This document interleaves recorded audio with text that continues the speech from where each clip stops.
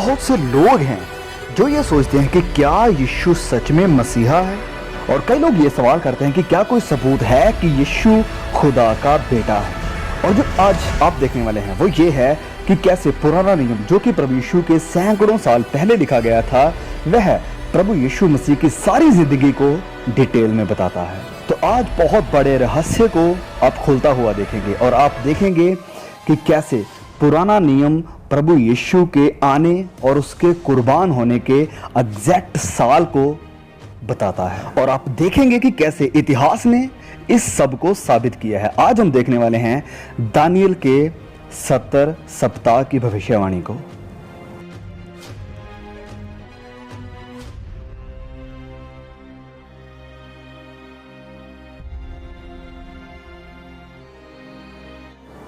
तो इससे पहले कि हम दानियल की भविष्यवाणी को देखें, चलिए हम पहले देखते हैं कि ये दानियल असल में है कौन। जब बाबल देश ने इज़राइल पर हमला किया तो उन्होंने बहुत सारे इज़राइलियों को गुलाम बना लिया, बंदी बना लिया, और उनमें से कुछ जवान लड़के थे जिनके पास वरदान थे और उन्हें स्पेशल ट्रीटमेंट दिया गया था, और उन्हीं में से एक था दानियल, और भविष्यवक्ता के रूप में उसकी एक पहचान बन गई थी। और इस किताब की शुरुआत में ही हम देखते हैं कि इस अजनबी जमीन पर वह परमेश्वर का एक इंस्ट्रूमेंट बनता है, और इस किताब के मध्यम और आखिर तक बहुत सारे दर्शन दानियल को दिए गए, और उन्हीं में से एक दर्शन था प्रभु यीशु मसीह के इस पृथ्वी पर आने और कुर्बान होने का एग्जैक्ट साल जो उसे बताया गया था। तो ये वीडियो बहुत ही खास होने वाली है, बहुत ही आशीषित होने वाली है, इसलिए इस वीडियो को बड़े ध्यान से और मन को इस वीडियो पर लगाकर सुनना। तो जब हम दानियल की किताब को देखते हैं तो अध्याय 9 तक दानियल को बहुत सारे विजन परमेश्वर ने पहले से ही दे दिए हैं अंतिम समय को लेकर। तो अब दानियल जानना चाहता है कि ये सब बातें कब शुरू होंगी। तो इन सब सवालों का जवाब देने के लिए जिब्राइल फरिश्ता प्रकट होता है और दानियल को बताता है कि कब मसीहा सारी दुनिया के सामने जाहिर होगा। तो ये बहुत ही महत्वपूर्ण है क्योंकि पुराने नियम से हम जान सकते हैं कि जो मसीहा है वह कब आएगा। तो यीशु के मसीहा होने को लेकर जो आर्गुमेंट्स है, यह भविष्यवाणी उन सबको शांत कर देती है, क्योंकि अगर हम पुराने नियम में जाकर ये देख सकते हैं कि किस साल मसीहा का आगमन होगा, तो क्या भविष्य में ऐसा हुआ था जब यीशु आए थे, क्या ये वही साल था? इस कारण ये वीडियो बहुत ही महत्वपूर्ण है, इसे बड़े ध्यान से समझना। तो चलिए शुरू करते हैं। तो फरिश्ता दानियल के पास आता है और उसे टाइम फ्रेम देता है 70 सप्ताह का, कि जब मसीहा आएगा, और ये सारे दर्शन पूरे होते हैं। दानियल अध्याय 9 वचन 24 में फरिश्ता दानियल से कहता है, तेरे लोगों और तेरे पवित्र नगर के लिए 70 सप्ताह ठहराए गए हैं, और उनके अंत तक अपराध का होना बंद हो, और पापों को अंत और अधर्म का प्रायश्चित किया जाए, और युग युग की धार्मिकता प्रकट होए, और दर्शन की बात पर और भविष्यवाणी पर शाप दी जाए, और परम पवित्र का अभिषेक किया जाए। तो फरिश्ता दानियल के पास आता है और उसे 70 सप्ताह का टाइम फ्रेम देता है कि जब वह ये जो सब दर्शन देख रहा है उनका होना शुरू हो जाए। और फिर वचन 25 में वह उसे बताता है कि कब आपका मसीहा आएगा। तो ध्यान से देखिए, यह लिखा है, सो ये जान और समझ ले कि यरूशलेम के फिर बसाने की आज्ञा के निकलने से लेकर अभिषिक्त प्रधान के समय तक 7 सप्ताह बीतेंगे, फिर 62 सप्ताह। तो फरिश्ता यहां कह रहा है कि यरूशलेम के फिर से बसाए जाने की आज्ञा के निकलने से लेकर और अभिषिक्त प्रधान के आने के समय से पहले 7 सप्ताह और 62 सप्ताह होंगे। तो यरूशलेम के बनने की आज्ञा निकलने और अनॉइंटेड वन के आने का, यानी मसीहा के आने का वक्त होगा 69 वीक्स का। तो सबसे पहले हम जानते हैं कि ये अनॉइंटेड वन, ये अभिषिक्त और ये प्रधान या रूलर कौन है जिसके आने की यहाँ पर बात हो रही है। तो बहुत सारे कमेंटेटर इस बात पर सहमत हैं कि जिस अभिषिक्त की यहाँ पर बात हो रही है ये वही है जिसका दर्शन दानियल ने पहले भी देखा था, जिसका जिक्र अध्याय 7 में किया गया। और उस पहले विजन में दानियल एक इंडिविजुअल को देखता है जिसे वह रेफर करता है मनुष्य के पुत्र के समान, और उसे कहता है कि सारा राज्य और सारी महिमा दी गई है। तो अध्याय 9 में जिस अभिषिक्त प्रधान के आने की दानियल बात कर रहा है, ये वही है जिसे अध्याय में 7 में वह कह रहा है मनुष्य का पुत्र अर्थात मसीहा। तो देखते हैं ये अभिषिक्त प्रधान कौन है, जिसके बारे में लिखा है कि रिबिल्ड यरूशलेम until the anointed one the ruler comes. Okay, तो जब हम स्टडी टूल्स में जाकर इस शब्द का असल मतलब देखते हैं तो इब्रानी में इस शब्द का मतलब है मिसाया द प्रिंस, मतलब राजकुमार। तो ये शब्द अभिषिक्त या अनॉइंटेड जो कि इब्रानी भाषा से लिया गया है, इसका इब्रानी में असल में मतलब है मशियाक या मसाया। तो जैसे कि आप यहाँ पर देख सकते हैं कि इस मिसाया शब्द को कहा जाता है अनॉइंटेड यानी अभिषिक्त और मिसाया। तो जैसे कि आप यहाँ पर देख सकते हैं इसे अनॉइंटेड वन या मसीहा या मैसियानिक प्रिंस या अभिषिक्त राजकुमार भी कहा जाता है। तो ये बिल्कुल स्पष्ट है कि जब यहाँ पर अनॉइंटेड या अभिषिक्त कहा जाता है तो ये रेफर कर रहा है यहूदियों के मसीहा मशियाक की तरफ। तो जब ये वचन बात कर रहा है अनॉइंटेड वन के आने की, ये अभिषिक्त के आने की, तो ये बात कर रहा है उस मसीहा की जो कि इजरायलियों के बीच में आएगा। तो चलिए हम उस टाइमलाइन को देखते हैं जो दानियल को दिया गया था मसीहा के अनॉइंटेड वन के आने तक का। तो ये दूत दानियल से कह रहा है कि यरूशलेम के फिर बसाने की आज्ञा के निकलने से लेकर अभिषिक्त प्रधान यानी मसीहा के आने तक का समय 7 सप्ताह और फिर 62 सप्ताह यानी टोटल 69 वीक्स होगा। तो आज्ञा निकलने के 69 सप्ताह के बाद मसीहा इस पृथ्वी पर होगा। तो अगर हमें देखना है कि दानियल इन सारी बातों में सही है, तो सबसे पहले हमें यह देखना बहुत जरूरी है कि यरूशलेम के फिर बसाने की आज्ञा कब निकली थी। और अगर हम ये ढूंढ लेते हैं तो फिर हमारे पास शुरू करने का एक पॉइंट हो जाएगा। तो हम परमेश्वर का धन्यवाद करते हैं सारे लिखे हुए इतिहास के लिए, क्योंकि डॉक्यूमेंटेड कमेंट्रीज और आर्कियोलॉजी स्टडीज से हम ये जानते हैं कि यरूशलेम को फिर से बसाने की 4 आज्ञाएं दी गई थी 3 अलग अलग राजाओं के द्वारा। तो अजरा और नेहमाया की किताबों से हम ये देखते हैं कि जिस आज्ञा की बात दानियल कर रहे हैं ये मोस्ट फिट बैठती है तीसरे राजे पारस के अहश्वेरोस पहले के समय में। तो जिस तारीख को उसने यरूशलेम को फिर बनाने की आज्ञा दी थी वो थी 457 BC। तो भविष्यवाणी में कहा गया है कि यरूशलेम को फिर बनाने की आज्ञा के निकलने से लेकर जो कि हुआ था 457 BC को मसीहा के अनॉइंटेड वन के आने तक का समय 69 सप्ताह का होगा। तो चलिए थोड़ा मैथ लगाते हैं कि ये 69 वीक्स कितने दिन बनते हैं। तो ये बनते हैं 483 दिन, 483 डेज। तो पुराने नियम की इस भविष्यवाणी के अनुसार अगर हम 457 BC में 483 दिन शामिल कर देते हैं, ऐड कर देते हैं, तो हम पहुंचेंगे इस डेट पर कि मसीहा कब आया था। अब हमने जो पिछली 2 वीडियोस में जोनाह और होशिया के वीडियोस में अब तक देखा है, अगर नहीं देखा तो प्लीज उन वीडियो को जरूर देखिए इसे समझने के लिए कि जब भी पुराना नियम भविष्यवाणी और ऐसे नंबरों की बात करता है और अगर हमें देखना है कि ये कैसे पूरा हुआ तो हमें प्रोफेटिक कोड का इस्तेमाल करना पड़ेगा। तो यूनान की भविष्यवाणी में यह कोड था 1 दिन 1 साल के बराबर, जिससे हमें पता चला कि कैसे 70 AD को यरूशलेम बर्बाद हुआ था। और होशे की भविष्यवाणी में यह कोड था 1 दिन 1 मिलेनियम यानी 1000 साल के बराबर। और इससे हमें पता चला था कि कैसे और कब इजराइल देश फिर से स्थापित हुआ था। तो अब यहाँ दानियल भी अपनी भविष्यवाणी में दिनों और नंबरों की बात कर रहा है। सो हम जान सकते हैं कि इसमें भी जरूर प्रोफेटिक कोड होगा। तो सवाल अब यह है कि हम यहाँ पर कौन सा कोड इस्तेमाल करेंगे। तो जैसे कि हमने पहली 2 वीडियोस में देखा है कि हम अपनी मर्जी से कोई भी गणित नहीं लगा सकते हैं कि अपनी मर्जी से इतिहास के किसी भी नंबर को जाकर पकड़ लें। तो हमें सिर्फ वही कोड का इस्तेमाल करना है जो पवित्र बाइबल ने हमें दिया है। तो अब यहाँ जो दानियल की प्रोफेसी में जो कोड फिट बैठ रहा है वो है योनाह का कोड, 1 दिन 1 साल के बराबर। अब यहाँ कुछ वचन है जो इस कोड की तरफ इशारा करते हैं। हिजकियेल अध्याय 4 वचन 6 में लिखा है कि मैंने उसके लिए भी 1 वर्ष की सनती 1 दिन अर्थात 40 दिन ठहराए हैं।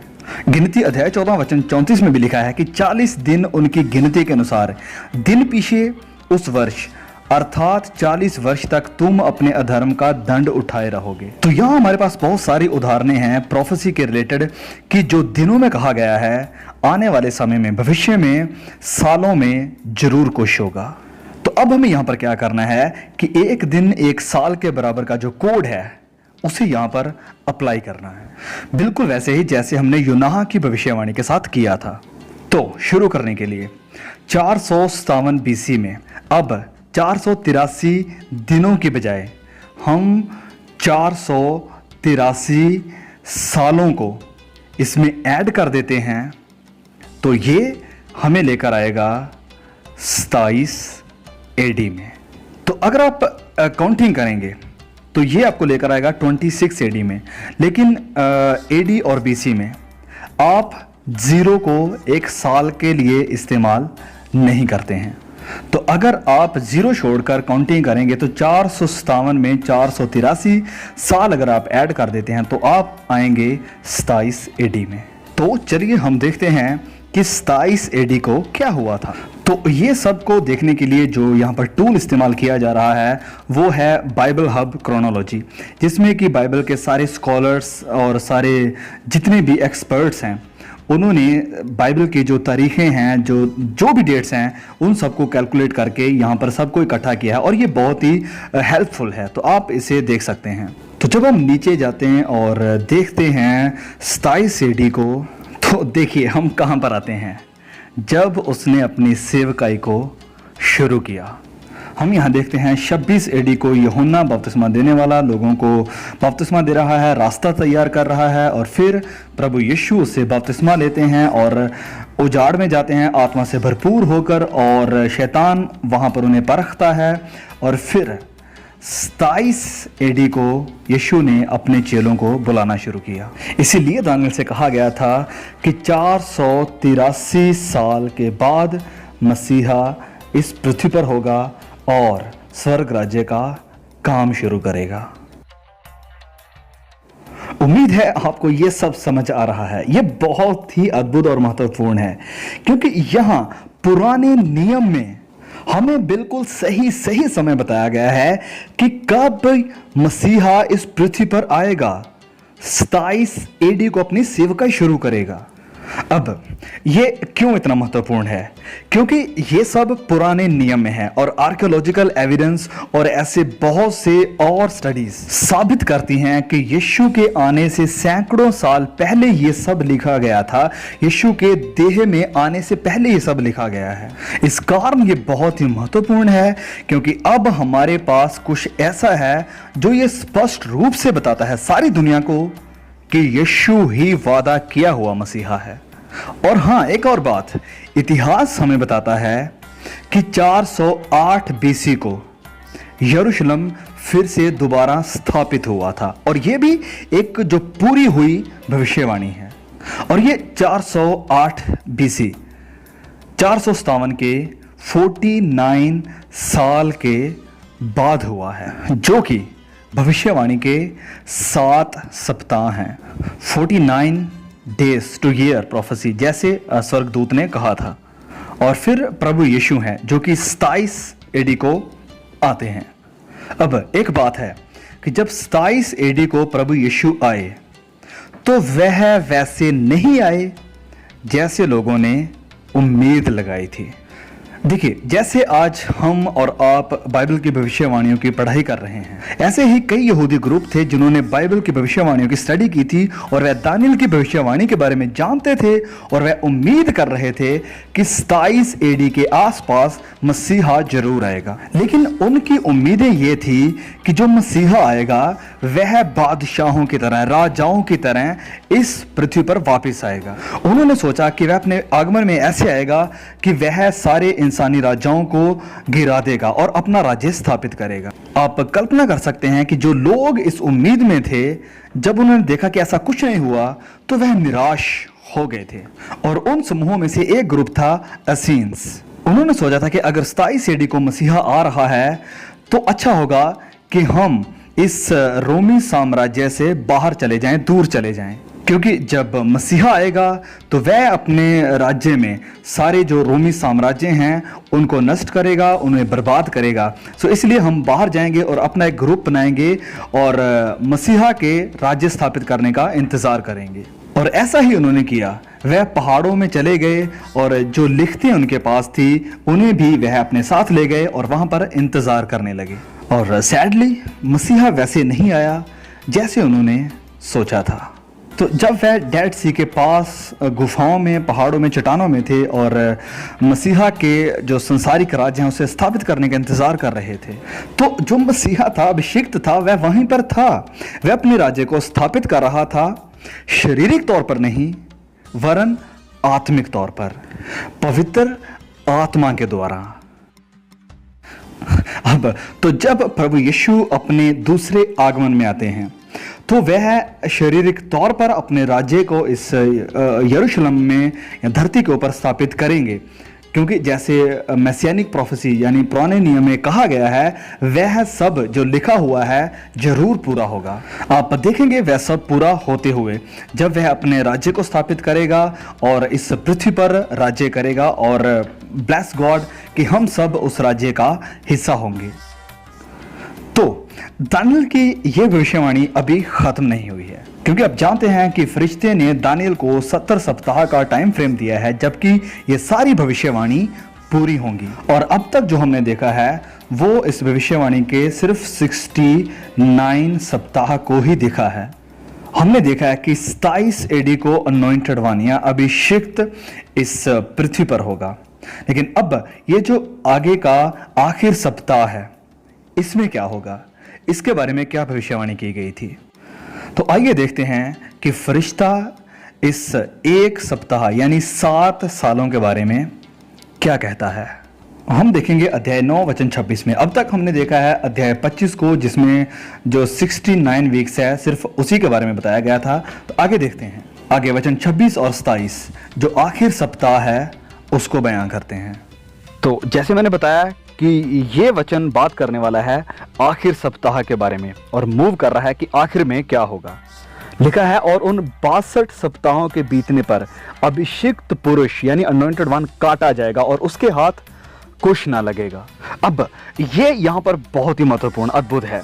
देखिए, क्योंकि पहले ये वचन कहता है कि जो अनॉइंटेड वन अभिषिक्त पुरुष वह आएगा, और अब ये वचन कह रहा है कि वह अभिषिक्त पुरुष यानी मसीहा काटा जाएगा। मुझे नहीं पता लोग कैसे सोच सकते हैं कि यीशु कैसे मर सकता है, क्योंकि ये वचन कह रहा है कि मसीहा काटा जाएगा। अब जब हम इस जो शब्द है नथिंग, इसका जब हम इब्रानी शब्द देखते हैं तो देखिए यहाँ पर लिखा है कि वह काटा जाएगा, लेकिन अपने लिए नहीं, नॉट फॉर हिमसेल्फ। तो अगर आप इस वचन को असल इब्रानी भाषा के अनुसार पढ़ते हैं तो ये ऐसे होगा कि अभिषिक्त पुरुष काटा जाएगा लेकिन अपने लिए नहीं। अब ये वचन ऐसे क्यों कह रहा है? क्योंकि प्रभु यीशु अपने लिए नहीं वरन आपके और मेरे लिए मरा था। अब अगर आप इस वचन को बाइबल के केजेवी वर्जन में देखते हैं तो वहां पर उन्होंने इसको डायरेक्टली इब्रानी भाषा से ट्रांसलेट किया है। तो यहां पर लिखा है कि मसीहा काटा जाएगा बट नॉट फॉर हिमसेल्फ, लेकिन अपने लिए नहीं। तो ये सब बातें बहुत ही हैरान कर देने वाली हैं, क्योंकि यहां पर लिखा गया है कि 27 एडी के बाद मसीहा आएगा और वह काटा जाएगा। तो चलिए अब आगे बढ़ते हैं। लिखा है कि आने वाले प्रधान, अब ये प्रधान कौन है हमने पहले से ही इसको देख लिया है, इसकी स्टडी कर ली है। तो लिखा है कि आने वाले प्रधान की प्रजा नगर और पवित्र स्थान को नाश तो करेगी। अब इस प्रधान की प्रजा कौन है? जो मसीहा है इसके लोग कौन हैं? वेल, तो उसे यहूदियों का राजा कहा गया है, तो उसकी प्रजा यहूदी लोग हैं। और हाँ, हम सब भी उसी की संतान हैं, उसी की प्रजा हैं, हम सब जिन्होंने मसीह पर विश्वास किया है। लेकिन इस कॉन्टेक्स्ट में जो प्रधान की प्रजा है, तो ये वचन इशारा कर रहा है यहूदी यानी इजरायली लोगों की तरफ। तो ये वचन कह रहा है कि यहूदी लोग उस शहर को और पवित्र स्थान यानी हैकल को डिस्ट्रॉय कर देंगे, नाश कर देंगे। लेकिन ये कैसे हो सकता है? यहूदी लोग खुद अपने शहर और अपने हैकल यानी सेंचुरी को कैसे नाश कर सकते हैं? तो चलिए आगे पढ़ते और देखते हैं। लिखा है, परंतु उस प्रधान का अंत ऐसा होगा जैसा बाढ़ से होता है, तो भी उसके अंत तक लड़ाई होती रहेगी, क्योंकि उसका उजड़ जाना निश्चय ठाना गया है। तो अब इससे पहले कि हम इस सवाल का जवाब जाने कि कैसे मसीहा की प्रजा, प्रधान की प्रजा ने शहर को और सेंचुरी को नाश किया, मैं आपको बताना चाहता हूं कि ये वचन 26 17वें सप्ताह यानी जो कुछ भी आखिर सप्ताह में होगा, ये उसकी समरी है। वचन 27 इस बात को पूरी तरह स्पष्ट करेगा कि कब मसीहा काटा जाएगा और कैसे उसकी प्रजा शहर को नाश करेगी। तो चलिए पढ़ते हैं। और वह प्रधान एक सप्ताह के लिए बहुतों के संग दृढ़ वाचा बांधेगा। सप्ताह मतलब 17 इंग्लिश में लिखा है। तो यहां पर ये वह कौन है? यहां पर बात हो रही है मसीहा की, अभिषिक्त प्रधान की। तो लिखा है कि मसीहा एक सप्ताह के लिए बहुतों के संग दृढ़ वाचा बांधेगा, परंतु आधे सप्ताह के बीतने पर वह मेल बलि और अन्न बलि को बंद करेगा और कंगूरे पर उजाड़ने वाली घृणित वस्तुएं दिखाई देंगी। और निश्चय से ठनी हुई बात के समाप्त होने तक परमेश्वर का क्रोध उजाड़ने वाले पर पड़ा रहेगा। इंग्लिश में लिखा है until the end that is decreed is poured out on him। ये बहुत ही क्रिटिकल है। इंग्लिश में देखिए कि until the end that is decreed is poured out on him। इसको इब्रानी में पढ़ा जा सकता है हिम की जगह इट। हिंदी ट्रांसलेशन बहुत दूर है। इसको अगर हम इंग्लिश में फिर पढ़ते हैं तो इसको ऐसे भी पढ़ा जा सकता है कि upon the wings of the abominable temple until the end that is decreed is poured out on the desolated city। तो अगर इस वचन को इब्रानी के हिसाब से पढ़े तो ये ऐसे होगा कि मसीहा आएगा और एक घृणित वस्तु को खड़ा किया जाएगा जो कि उजाड़ेगी जब तक परमेश्वर का क्रोध इस शहर पर ना पड़ जाए। तो ध्यान दें इस बात पर, यहां पर बात हो रही है सिटी की यानी शहर की। अब वचन 26 कहता है कि प्रधान यानी मसीहा की प्रजा यानी यहूदी लोग अपने शहर को नाश करेंगे। अब वह कैसे अपने शहर को नाश करेंगे? वचन 26 कहता है कि एक घृणित वस्तु को खड़ा किया जाएगा जब तक फिर परमेश्वर उनके शहर को उजाड़ ना दे, नाश ना कर दे शहर को। मतलब कि जब घृणित वस्तु को खड़ा किया जाएगा तो उनका शहर उजड़ जाएगा। तो उन्होंने क्या किया और कैसे किया? घृणित वस्तु को खड़ा करके। तो अब सवाल यह है कि वह घृणित वस्तु क्या थी जिसको उन्होंने खड़ा किया, और वह घृणित वस्तु क्या थी जो कारण बनी यरूशलेम शहर के उजड़ने का और इसके नाश होने का। अब देखिए इसे, व्यवस्थावरण अध्याय 21 वचन 23 लिखा है, तो वह लोथ रात को वृक्ष पर टंगी ना रहे, अवश्य उसी दिन उसे मिट्टी देना, क्योंकि जो लटकाया गया हो वह परमेश्वर की ओर से श्रापित ठहरता है। इसलिए जो देश तेरा परमेश्वर यहोवा तेरा भाग करके देता है उसकी भूमि को अशुद्ध ना करना। तो यहां पर यह वचन कहता है कि अगर किसी की लोथ वृक्ष पर टंगी रहती है तो ये एक श्राप है, और अगर ये श्राप होता है तो वह जमीन जो परमेश्वर ने दी है वह श्रापित हो जाएगी। देखिए, इजराइलियों को, यहूदियों को यरूशलेम देश एक गिफ्ट के तौर पर परमेश्वर की तरफ से इनहेरिटेंस के रूप में दिया गया था। अब अगर वह इस श्राप को कमिट करते हैं तो क्या होगा कि वह इस भूमि को खो देंगे। अब तो क्या उन्होंने इस श्राप को कमिट किया? देखिए गलातियों अध्याय 3 वचन 13 में क्या लिखा है, मसीही ने जो हमारे लिए श्रापित बना हमें मोल लेकर व्यवस्था के श्राप से छुड़ाया, क्योंकि लिखा है जो कोई काठ पर लटकाया जाता है वह श्रापित है।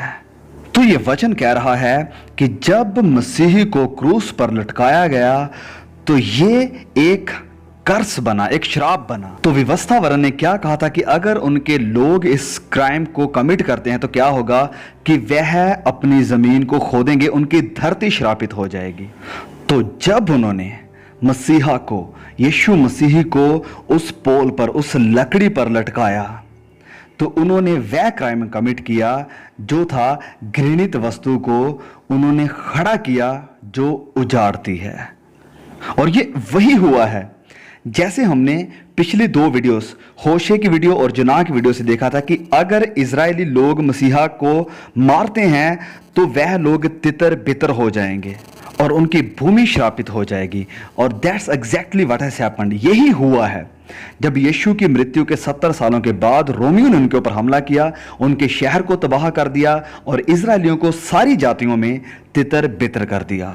इसी कारण वचन 26 में लिखा है कि प्रधान की प्रजा यानी यहूदी लोग शहर को और सेंचुरी को बर्बाद करेंगे, नाश करेंगे। और वह ये कैसे करेंगे? घृणित वस्तु को खड़ा करके जो उनके उजड़ने का कारण बनेंगे। और सबसे बड़ा घृणित काम कोई क्या कर सकता है? परमेश्वर के बेटे को क्रूस पर लटका देना।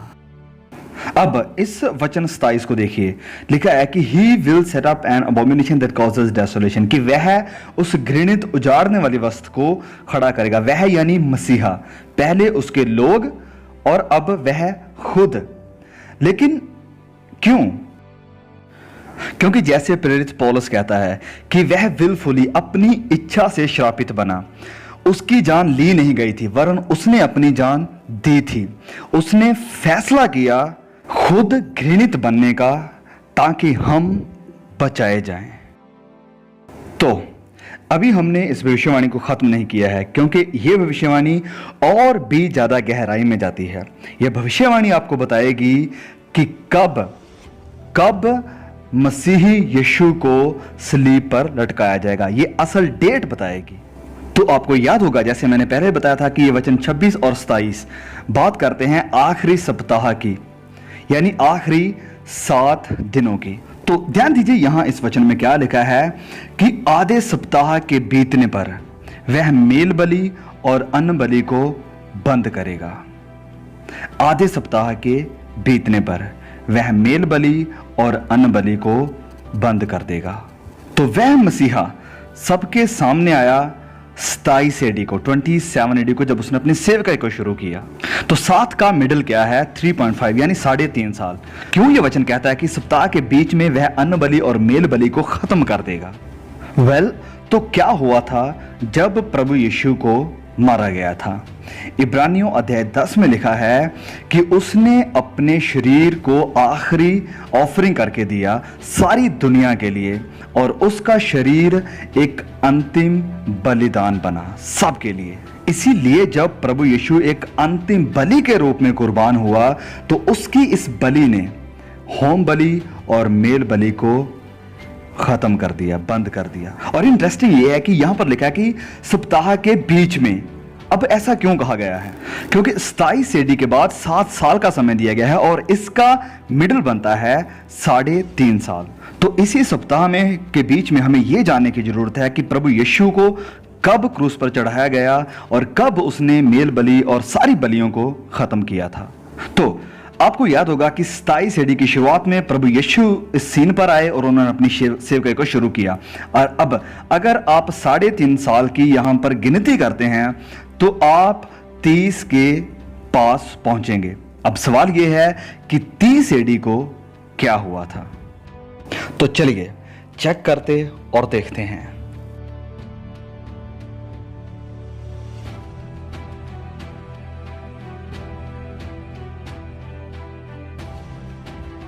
प्रभु यीशु का पकड़वाया जाना, दुख झेलना और उसे सलीब पर चढ़ाया जाना।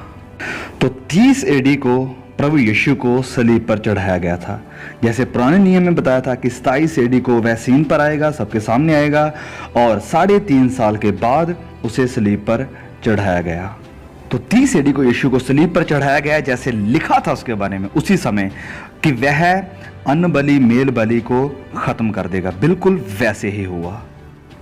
तो यीशु का बलिदान पुराने नियम में बताया गया है। यह सब सैकड़ों साल पहले लिखा गया है। तो यह सब कुछ बहुत ही अद्भुत है जो इस भविष्यवाणी में हमें देखने को मिलता है कि इस आखिरी सप्ताह के मध्य में बीच में वह मेल बलि और अन्न बलि को खत्म कर देगा, उसे सलीब पर चढ़ाया जाएगा, और यह एक कारण बनेगा इज़राइल शहर के उजड़ने का और इस प्रधान के प्रजा के उजड़ने का, नाश होने का। तो इतिहास हमें बताता है कि 30 एडी को यीशु के सलीब चढ़ाए जाने के 40 सालों के बाद इज़राइल देश बर्बाद हो गया। 70 एडी को उनकी धरती नाश हो गई, उनका मंदिर नाश हो गया और यहूदी लोग तितर बितर हो गए। और अगर आप देखना चाहते हैं कि कैसे बाइबल ने ये पहले ही बता दिया था कि यीशु के मरने के 40 सालों के बाद यरूशलेम शहर बर्बाद होगा, तो प्लीज आप हमारी जो जुनाह के ऊपर वीडियो बनाई है उसे जरूर देखना, द जुनाह प्रोफेसी रिवील्ड। तो ये बहुत ही अद्भुत है, क्योंकि पुराना नियम सिर्फ यही नहीं बताता कि प्रभु यीशु कब इस धरती पर आएंगे, वरन ये भी कि किस साल उन्हें मारा जाएगा और उसके मारने के बाद उनका शहर नाश हो जाएगा। इतिहास हमें बिल्कुल यही बताता है कि 30 साल को यीशु के क्रूसिफिक्शन के बाद 40 सालों के बाद यानी 70 एडी को यरूशलेम शहर नाश हो गया था। कौन इस भविष्यवाणी पर विश्वास नहीं करेगा? अब अगर कोई इन बातों को समझता है, अगर कोई इस वीडियो को देख रहा है खुले मन से कुछ समझने के लिए, सीखने के लिए, और इस भविष्यवाणी को समझ जाता है, तो ये जिंदगी बदल देने वाली चीजें हैं। अब अगर प्रभु यीशु जानते थे कि उसका सलीब पर चढ़ाया जाना यरूशलेम शहर के उजड़ने और उनके तितर बितर होने का कारण बनने वाला है, तो क्या प्रभु यीशु ने उन्हें चेतावनी नहीं दी? क्या उन्हें नहीं समझाया? तो चलिए देखते हैं मत्ती अध्याय 24 में। यहां प्रभु यीशु अपने चेलों के साथ हैं और उन्हें यरूशलेम के गिरने के बारे में और मंदिर के नाश होने के बारे में बता रहे हैं। और वचन 15 में वह उन्हें चेतावनी देते हुए कहते हैं, लिखा है, सो जब तुम उस उजाड़ने वाली घृणित वस्तु को जिसकी चर्चा दानियल भविष्यवक्ता के द्वारा हुई थी पवित्र स्थान में खड़ी हुई देखो, जो पढ़े वह समझे। तब जो यहूदिया में है वह पहाड़ों पर भाग जाएं, जो कोठे पर है वह अपने घर में से सामान लेने को ना उतरे, और जो खेत में हो वह अपना कपड़ा लेने को पीछे ना लौटे। उन दिनों में जो गर्भवती और दूध पिलाती होंगी उनके लिए हाय हाय। तो वह उन्हें कह रहे हैं कि जब ये घृणित वस्तु पवित्र स्थान में खड़ी होती है, मतलब मेरी मृत्यु को आप देखते हो, तो आप शहर से बाहर चले जाएं, इस शहर से बाहर चले जाओ, क्योंकि इस शहर का अंत निकट है। और बिल्कुल ऐसे ही हुआ था। 70 एडी को यीशु मसीह के क्रूस चढ़ाए जाने के बाद जो यहूदी उस शहर में बचे थे उन्हें मार दिया गया, उन्हें गुलाम बना लिया गया और उनके शहर को नाश कर दिया गया, बिल्कुल वैसे ही जैसे प्रभु यीशु ने उन्हें चेतावनी दी थी। तो ये अध्याय 24 बहुत ही इंटरेस्टिंग है, क्योंकि इसी चैप्टर में प्रभु यीशु अपने दूसरे आगमन की बात करते हैं। तो कई प्रोफेसी टीचर ये मानते हैं कि प्रभु यीशु यहां पर सिर्फ 70 एडी की तरफ ही इशारा नहीं कर रहे हैं, वरन ये प्रोफेटिक पैरेलल है भविष्य में आने वाले समय को लेकर, जब भविष्य में एंटी क्राइस्ट आएगा और घृणित वस्तु को पवित्र स्थान में खड़ा करेगा। अध्याय 11 में दानियल फिर कहता है कि भविष्य में एक राजा आएगा जो एक घृणित वस्तु को खड़ा करेगा। और फिर दूसरा थेसलोनिकियों में प्रेरित पौलुस भी कहते हैं कि अधर्म का पुरुष यानी एंटी क्राइस्ट आएगा और अपने आप को पूज्य कहलाएगा, मतलब कि अपने आप को खुदा समझकर बैठेगा। इसी कारण बहुत से लोग ये मानते हैं कि दानियल की भविष्यवाणी का ये जो आखिरी सप्ताह, ये जो 7वां सप्ताह है, ये सिर्फ इसी के बारे में नहीं है जो अतीत में प्रभु यीशु मसीह के साथ हुआ, वरन ये पैरेलल है भविष्य में आने वाले 7 सालों के महाकलेश का। तो इस भविष्यवाणी में और भी बहुत कुछ है जिसे हम आगे आने वाले वीडियो में कवर करेंगे, लेकिन इस वीडियो से हमने बहुत कुछ सीखा है। दानियल के ये 17 सप्ताह जाहिर करते हैं कि मसीहा कब आएगा, वह कब मारा जाएगा और उसे मारने के बाद इज़राइल देश के साथ क्या होगा। तो ये सब कुछ जो हमने देखा है ये सच में बहुत ही अद्भुत, बहुत ही अजीब है। पुराने नियम में प्रभु यीशु की सारी जिंदगी को और उसके बाद जो होने वाला है उसको भी पूरी तरह से एग्जैक्टली डेट के साथ जाहिर किया है।